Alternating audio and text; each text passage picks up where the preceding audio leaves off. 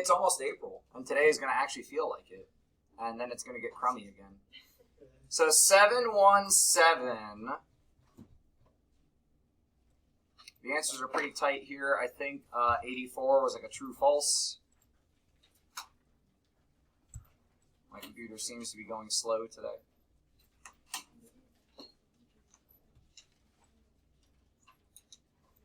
All right, questions on 717.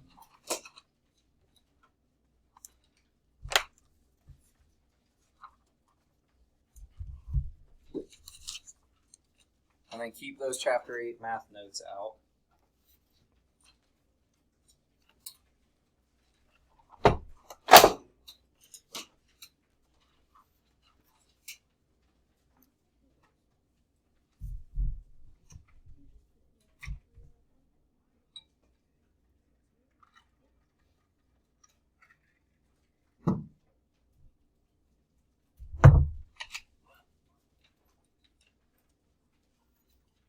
Guys, please ask questions if stuff doesn't make sense. If you didn't do it, that doesn't mean it didn't make sense. It means you need to try it.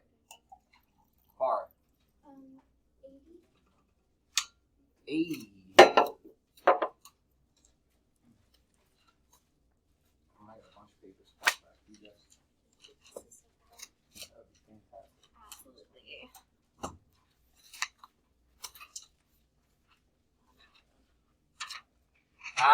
So this is another good one where if I show it to you, it might make more sense.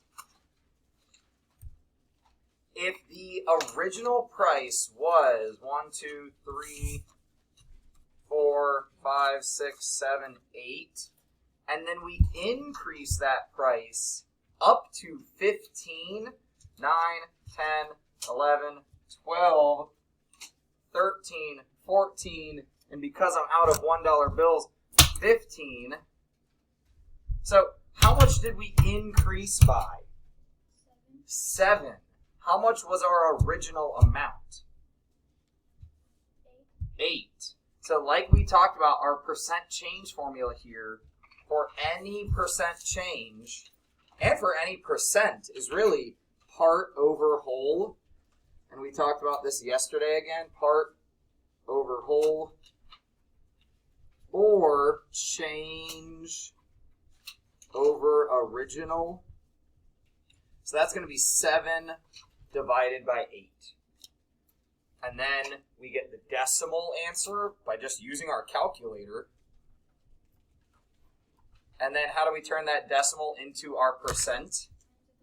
Times it by 100. Or the trick you can kind of tell yourself is shift that decimal, because timesing by 100 moves the decimal 2 places. And we will get 87.5%. That's a big price increase. If you go from $8 to $15, guys, you almost doubled your price. You almost doubled your price. Other questions?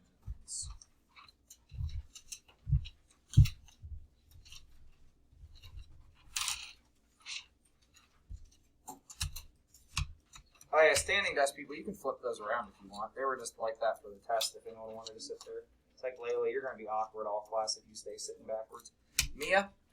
81B, I don't understand. 81B. Ooh, somebody in here can probably help us with this. If I have a fraction multiplied by a variable, and I want to turn it into a supergiant one, is actually what we, it was in our math notes where they called it Supergiant 1, but I left that kind of out because I know you guys love the Giant 1. What can I do to 6/7 to totally wipe the thing out? Multiply by 6. Yeah, 6. It's already 7/6. Oh, I probably said this wrong. Sorry. Yeah, I said 6/7. Multiply it by 6/7. What's the quick way we can say what to do? Multiply by its reciprocal. So we're going to multiply by 6/7 on both sides. Now here's the trick. If you want to try to make this easier, I can do 140 divided by 7 before I do the times 6. What would 14 divided by 7 give me?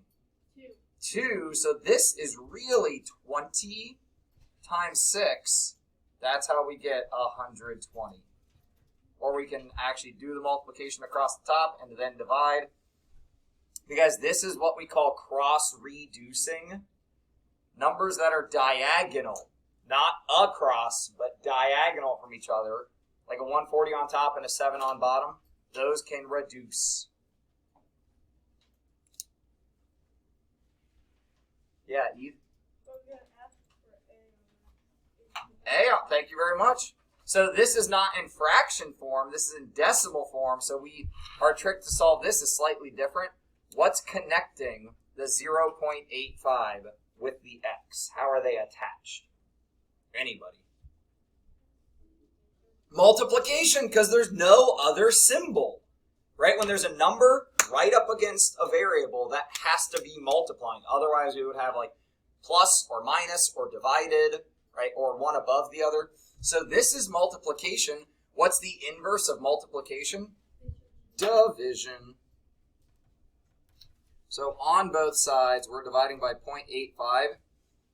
Now, what might throw you off is that's going to make this number get bigger or smaller? Bigger. Because we're dividing by a number less than 1, this actually gets bigger. So then that is how they got their 235.29, by plugging it in the calculator.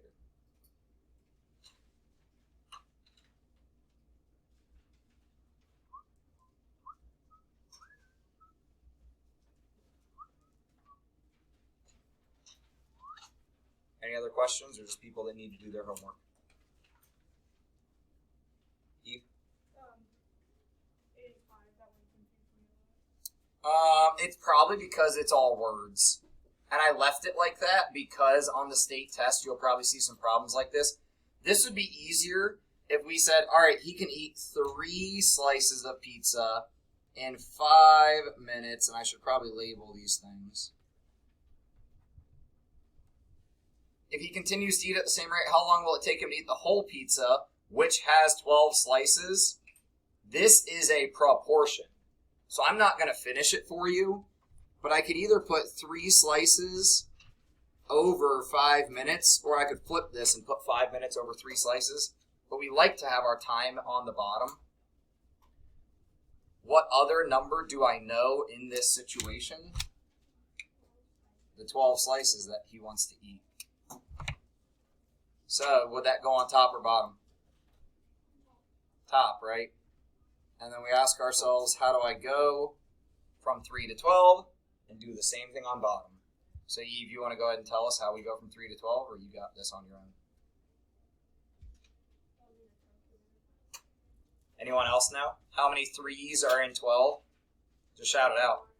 4, right? 3, 6, 9, 12. I can kind of count on my fingers if I want. So that's what we're doing on bottom.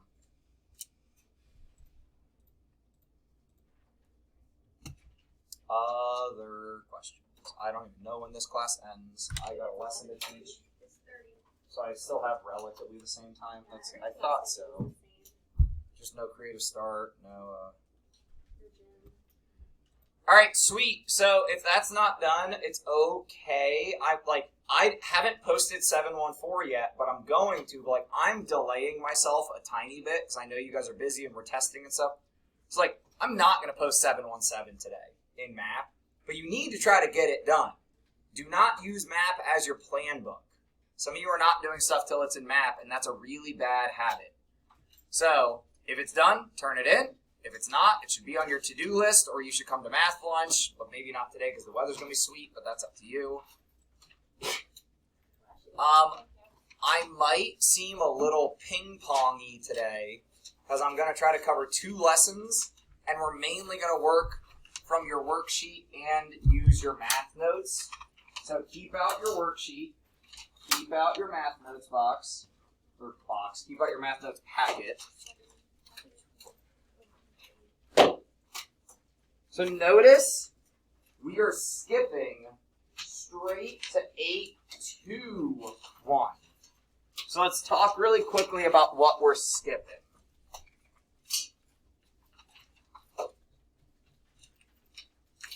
So guys, here's what Chapter 8 looks like. And 811, measurement precision, we'll probably circle back and do that lesson, but it's talking about if I were going to travel from my house to school, would I measure that in inches? No. Probably not. Yeah, I'd probably measure it in miles.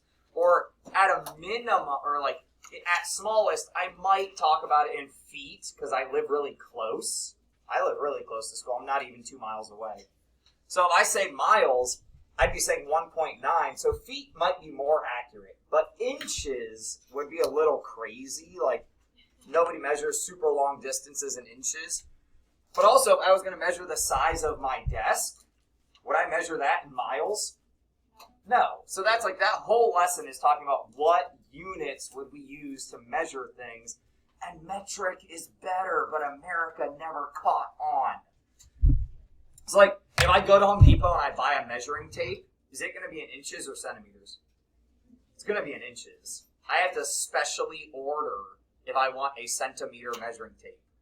I'll be honest, even though I always preach to you metric is better, I use inches when I do woodworking because I use the fractions. You just have to be able to understand fractions. Please have Spencer Forsey and Parker Van Asdale to the office.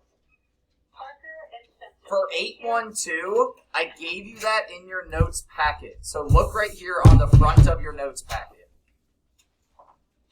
Anyone want to read? I will, but I'm pretty sure that you don't want to. You can. I don't care. You want to read?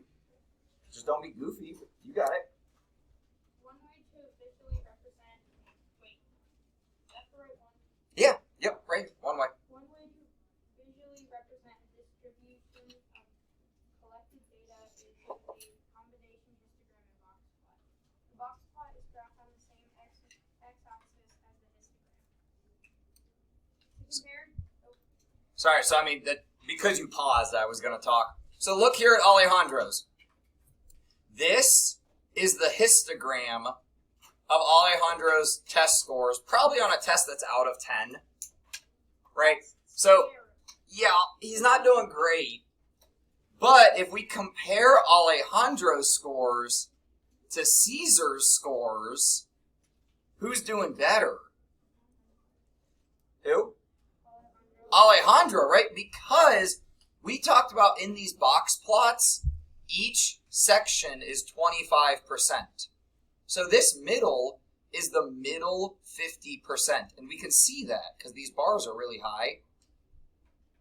So Caesar's middle 50% is down here. But what would be even easier, you want to read more, John?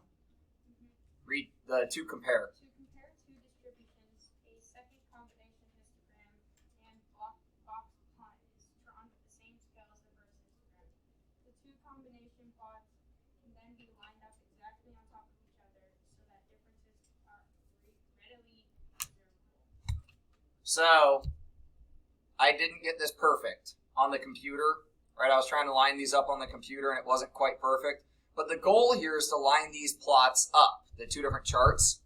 But what would be even better, just put both on the same number line, right? Literally set up the same number line. So if I put Caesar and Alejandro on the same number line, is this easier to tell who's doing better? Yeah, put them right next to each other. This is what we call a parallel box plots. Because it's two box plots parallel with each other, like right on the same line, showing the same like range. Both of them were taking the same tests. This is what we call a parallel box plot.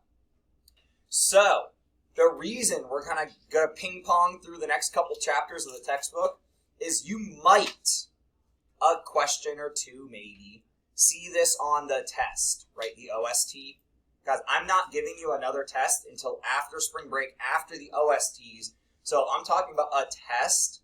I'm talking about the OST. Okay, like the state. By the way, how was the language arts test? Give me a thumb scale. Was it easier than you thought, or harder than you thought, or right about? Right about where you thought. Most of you guys are kind of sideways, right about. A few of you were like, yeah, I got this thing. Is it I hated about it? Like, Sure, but we're not going to turn into a vent session, okay? One, and then we're moving on. Okay. Basically, we had to read like several things for like something for it, and then write about it. But then after the test, you have to read more, and you can't do anything else. Well, that depends. We were texting each other, all of us teachers.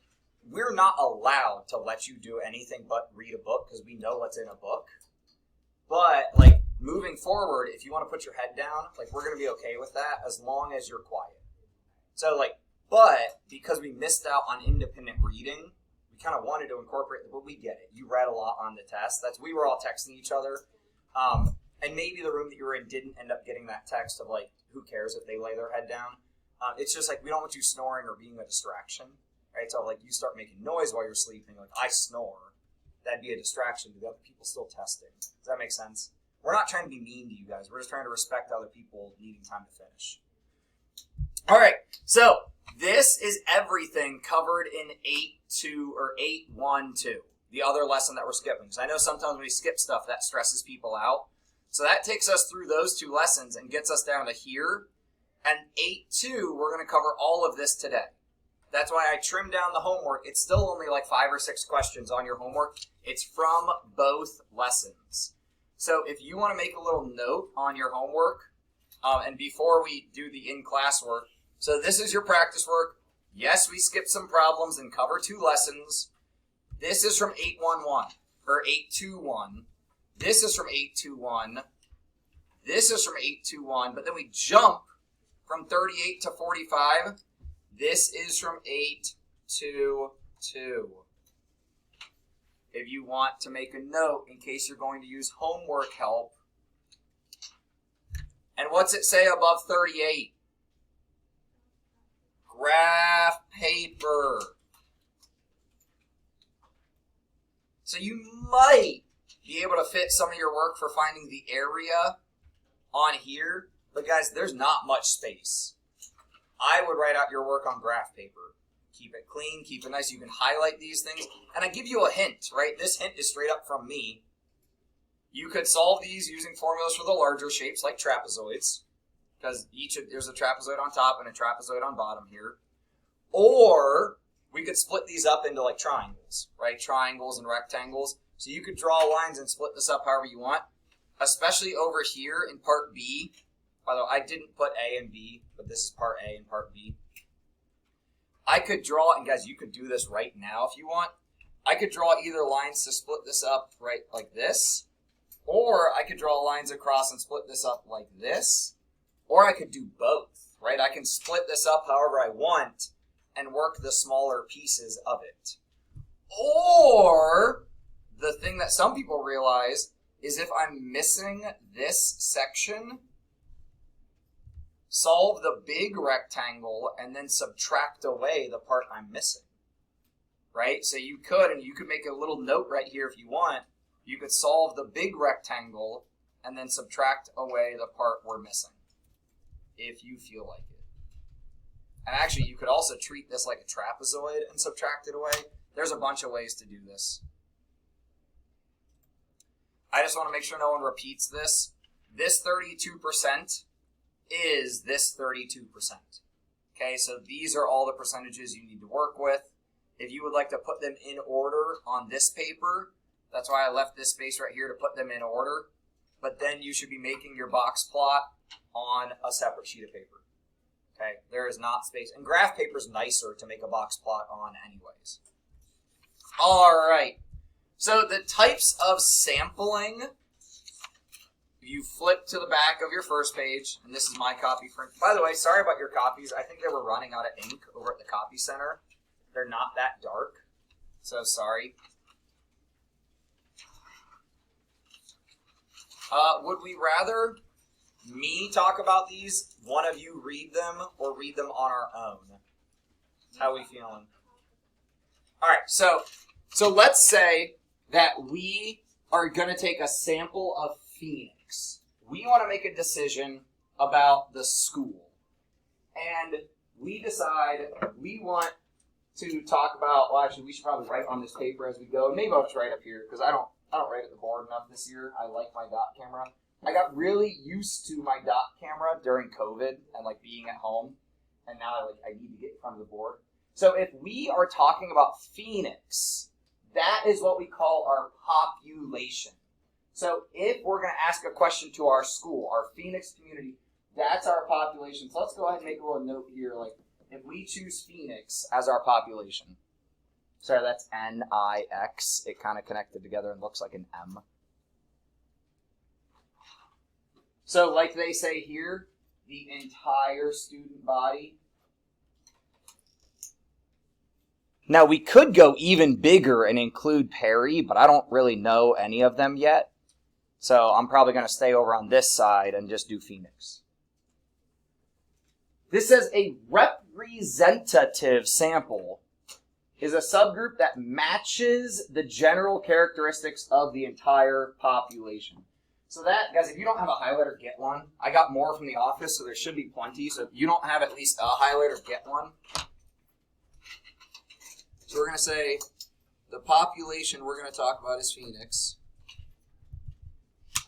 And a representative matches the general characteristics of the entire population. So, if I'm going to make a decision about Phoenix, and I only ask you guys, right here, who are in front of me and can hear my voice right now, is that representative? No. Who can raise their hand and tell me whether or not this is representative and why? If I only ask you. Layla? It's not because the whole Phoenix is not exactly. Who am I missing? Everyone else. Everybody else, right? I'm especially missing 8th grade because there's no 8th graders here. Do I have boys and girls in here? Okay, so I got boys and girls. Do I have math 8 as well in here? No, so like I only have math 7 people in here. Like I'm missing a bunch of people. But if I just ask you guys, that's convenient for me. So a convenience sample, guys, I can't believe I'm asking you to do this. We're going to write the bad word. A convenience sample is easy. He said it. Where it is easy, oh, there it is again, to collect the data. So, all the students in my homeroom, if I ask them a question about Phoenix, it's not really fair. It's convenient. It's easy. But it's not fair. It's not good. It's not representative. A cluster sample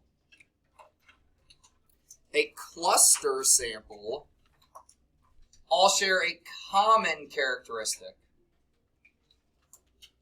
So, if I go ask the band, should we spend as much money as we can on getting new instruments, but I don't talk with the choir about do they need a new piano or do they need new sheet music, like, or if I don't go talk to Art about do they need supplies, if I only go talk to the band, is that fair? No, it's not fair. So this is not necessarily represent the entire school. It might, like what if my cluster was student council? If we had a student council that had like 7th grade, 8th grade, boys, girls, the whole, like, if it was a nice mixed group, the cluster might, but it is not necessarily. By the way, up here, we could/should highlight, but would not necessarily accurately represent the entire school. Most convenience samples don't represent the entire school. Now wait a minute. What if instead of doing a convenience sample of my homeroom, what if I made it convenient for me by standing at the front door? And I ask people as they walk in the front door. Not everyone's going to be there. I mean, unless. So, I like what you just said, and I want to push on that a little bit. Do I want to talk with every single Phoenix student? Yes. No, actually. This is the point of a sample, and I'm really glad you brought up everyone. A sample means not everyone, because everyone is the population. So a sample is a small group. So a sample, if you want to make a note for yourself, a sample is a small group of the population, which here we're saying is Phoenix.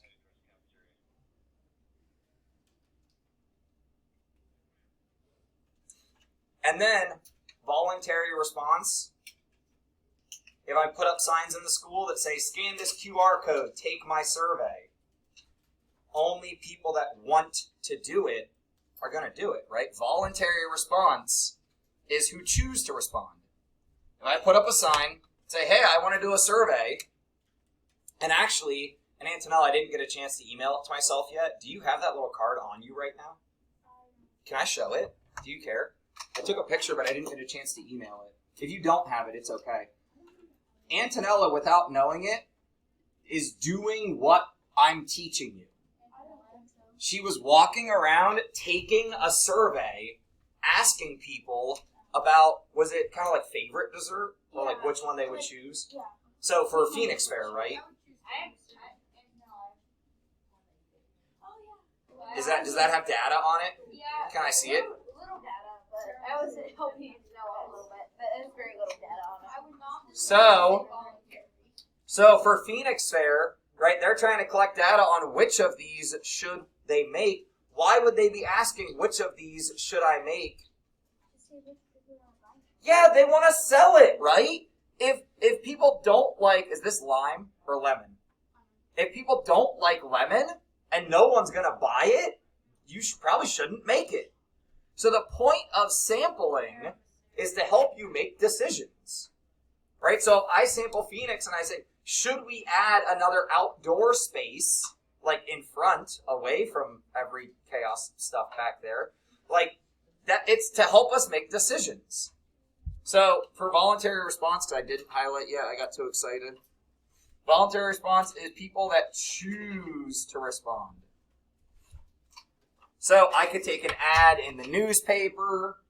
I could put up signs that people scan a QR code. I could say, stop by Hudson's room and answer this question for me. You could get up at Forum and say, hey, I want to take a survey. Stay after Forum if you want to answer my survey. Any questions about this? So convenience is easy, but might not be representative. Cluster, share a common something. Everyone in art class, or everyone in band class, or just the boys, or whatever. Voluntary response, whoever decides to answer. Representative means it matches your population. You actually get a piece of like everybody. Someone from band, someone from choir, someone from orchestra, someone from art, someone from digital art, right? Like you're matching all the breakout of the population. We need boys, we need girls, we need 7th grade, we need 8th grade, we need everybody. But not every single person. We just need to make sure we represent all the groups. And then, because we're looking at the notes page, 822 talks about random sampling. Guys, random sampling is the best. Are you picking favorites? Absolutely. Yes, absolutely. Random sample is the best way to get a sample that is most representative. If I turn all of you into numbers, like 1 through 180, right? Like you just are a number, and I use a random number generator, and I randomly pick people. That is the best, most accurate way to survey a population. Randomly. Now, I know some of you are like, what? But it's random. That's why it's the best. What does random try to get around? What do each of us have? Bias. Yeah, we all have a bias. So I have a bias towards band. I was a band kid. I have a bias towards math. Who cares about social studies? Right?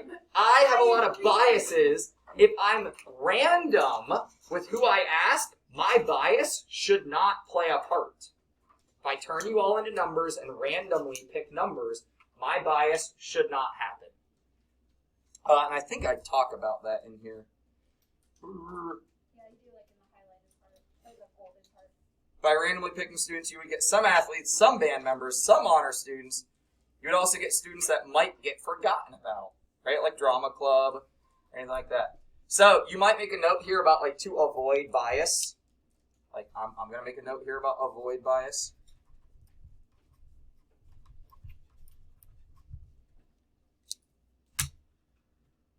Whew.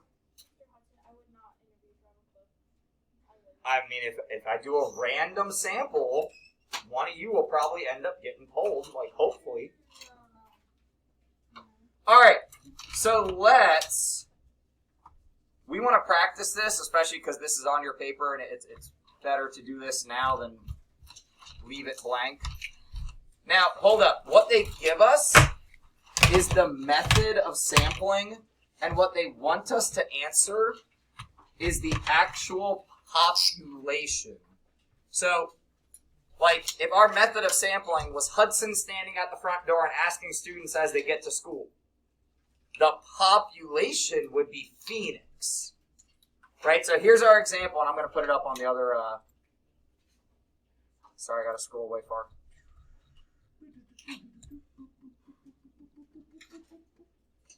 No, I think I went past it. If I call every 100th name in the phone book, I grab the phone book, what's the population I'm choosing people out of? People with phones who also have their numbers. Yeah, people in the phone book. The population's the entire phone book. So take a moment, you can turn to people close to you, take a couple minutes, try to fill in what you think the population would be for each of these different types of sampling. I definitely forgot you couldn't see my finger there for a second.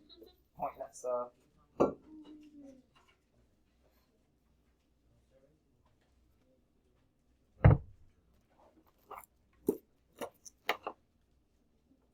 Ooh, I need to pull up chapter 8. Oh no.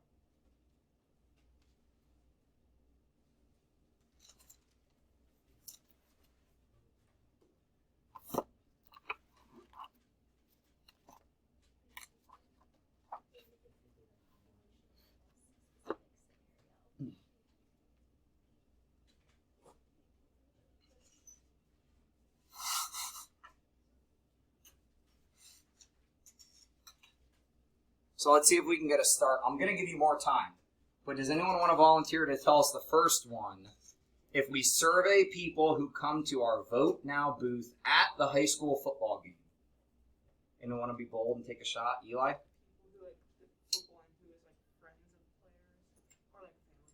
Yeah, people at the football game and those who stop, right? Like, so that's like our population. We're only going to hear from people that stop.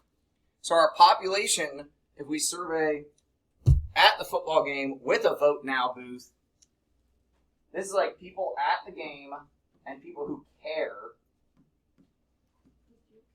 No. So people at game and care to stop. Right? Because I didn't make them answer my question. I set up a booth and said whoever wants to come. So if I just set up a booth and let people walk up on their own, what type of sampling is that? Mia? That's voluntary. All right, keep thinking about it. We got like 5 minutes left. We got some time.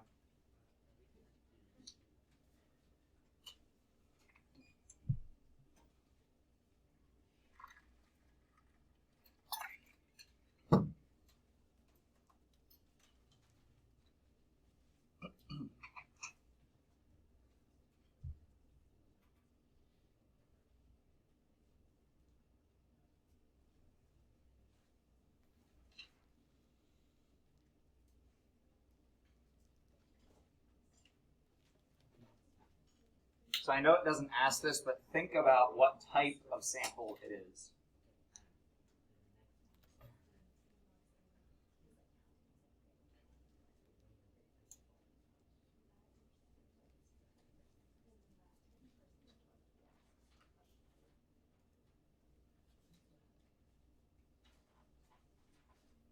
So we're probably safe to talk about the second one. Anyone want to? Kylie? Only students that attend the football game. Yeah, it's still people at the game, but is this better or worse than the one above it? Worse, because you're only getting 10 and you're only getting students. Ooh, we're only getting students. So actually, instead of people, that should be students. So students at the game. So I'm doing every 10th. Is that... It's kind of convenient, kind of random, right? If it's every 10th, but still it's only people at the game. But what if the question I'm asking only relates to the football game? Like, do you want to change the start time of the football game? Do you want the game earlier? Do you want the game later, right? Like, this might be a question that I only care to ask to the football team. It's sort of convenience, and it's sort of random, because if I do every 10th person, I'm not picking, like, oh, every boy, right? Like, or every girl. Like, I should get a mix of people, but it's still only people at the game. So we might not know what this first word means. What does haphazardly mean? Dangerously. It can. Anyone know what, like, willy-nilly means? Cautiously. It's Layla, what's willy-nilly mean? Say if someone says like you're doing that, it's like you're not really paying attention. Like you aren't paying attention to what you're doing.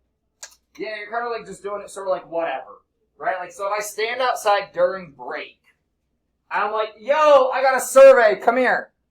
And just like whoever watches. So what's the population I'm looking at there? People that walk up to you. So that's the sample, but what's the population that I'm pulling from? Students Students at break. at the school and on break, right? Students at this school and on break. So students at school on break. Students at school And care enough to come out. and break. So that's the population. Yeah, that's the population. You're talking about the sample. The sample is like Yeah, so the sample is just who comes over, right? The students that come over to me, there's nothing really there to circle. Sorry, I continue to watch the clock, so I have like 2 minutes. I want to get through this with you guys. Text response to an online instant poll. So it says if you want to give your opinion. So who's my population that I'm reaching if I have an online poll? Lucas? everyone that can go on the Lucas? Everyone that has something that is able to text and they receive. Yeah, so, and where online, right? So, like, people on that website, did you see, like, on the Phoenix website that had that thing popping up saying, like, hey, we have an open house coming? Or, like, hey, we have a parent meeting. What if we put on the Phoenix website a pop-up that said, hey, we've got a survey. Answer it if you want it. So, people on that website, right? And then the sample is those who care to respond, right? The sample is those who responded. So what type of sampling would that be then? Yeah, it'd be like voluntary response. It would also sort of be cluster because it's only people on that website. If I hand out surveys in the library before school, anyone want to tell me who that population is, Eve? Yeah, the people in the library before school starts. Because not everyone's going to do it. So my sample is who I hand the surveys to and who does them, but I'm only going to reach those who are in the library before school. Survey all students in period 1 English class. I'm only going to reach period 1 English class. But I could argue the population is still the school, Because this is a sample. If I only sample you guys, if you're my sample, what population are you from? Well, you're part of the Phoenix population. You're just my period 1 math class. Right? Cool. I am out of time. Sorry I tried to squeeze so much in today. Please try that homework. We want to talk about it and see what questions you still have. Use homework help. Good work, guys. I know these testing days are long. Go outside at lunch is my advice to you. Good idea. I'm gonna email. Let me stop this real quick. Okay.